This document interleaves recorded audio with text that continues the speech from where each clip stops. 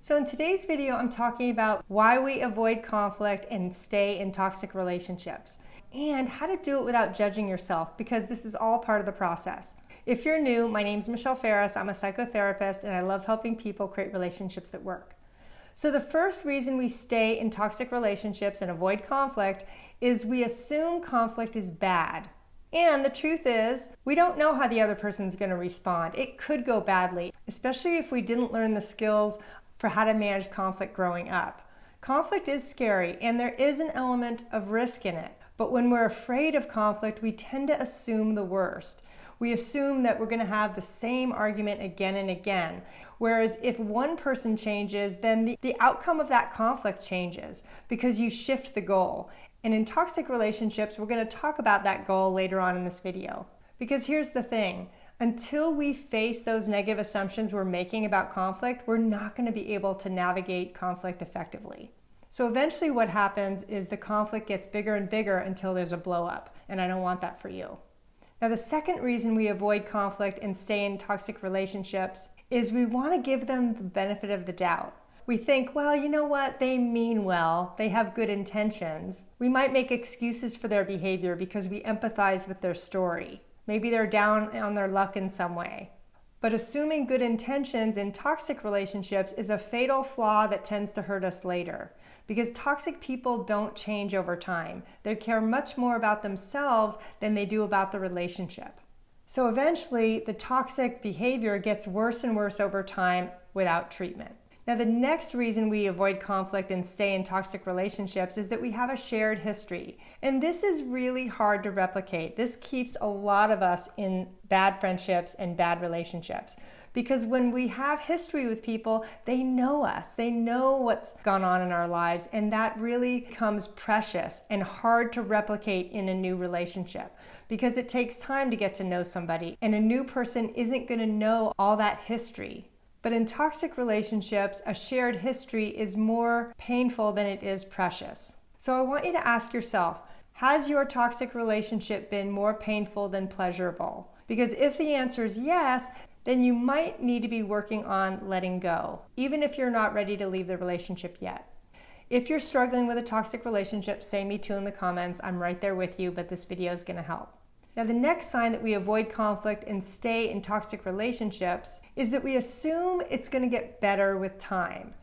We just assume that, well, maybe that person is struggling right now. Maybe they will understand that what they're doing is hurtful. But expecting toxic behavior to get better on its own is like doing the same thing over and over again, expecting different results, which is basically the definition of insanity. We may want that other person to change, but most people, especially if they're toxic, it doesn't usually matter that we're upset or we're threatening to leave. That doesn't usually move the needle with toxic people. The only thing that moves the needle with toxic people is if they actually see a need for change themselves.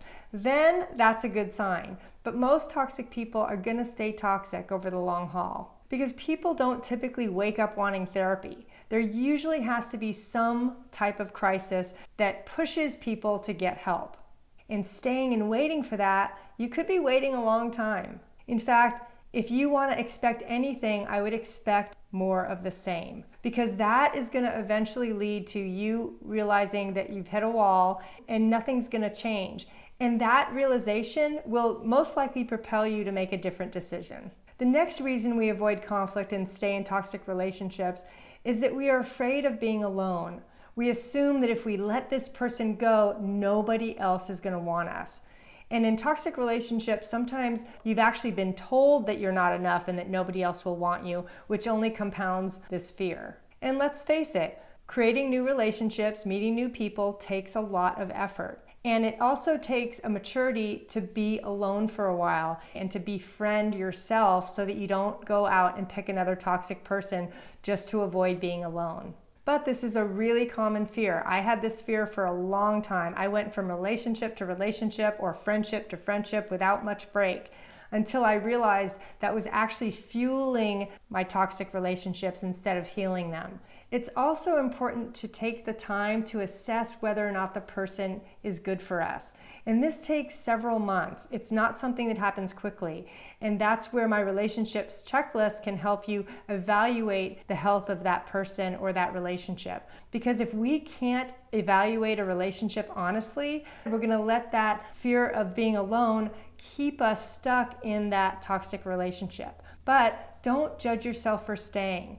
There is a reason why you haven't left that relationship, and we need to honor that. So the purpose of this video is for you to gain knowledge to see what reasons apply to you, because the more you understand your choices around being in a toxic relationship, the further into your healing you're going to get. Now, eventually, that fear of being alone is going to get smaller and smaller because that toxic behavior is going to make it more and more uncomfortable to stay. Another reason we avoid conflict and stay in toxic relationships is that we don't feel safe to be honest. This is a huge red flag, because if you can't share your concerns honestly because you're afraid you're going to be gaslighted, told you're wrong, then it probably isn't safe to do that. And I want you to trust that. I want you to trust that if it doesn't feel safe to share your concerns in your relationship, then don't. Because your primary goal here is to keep yourself safe. And that's where the goal shifts from trying to resolve the conflict in the relationship to actually shifting it to telling your truth. Because at some point you may need to do that. You may need to say, you know what, this isn't working for me, I need to leave the room.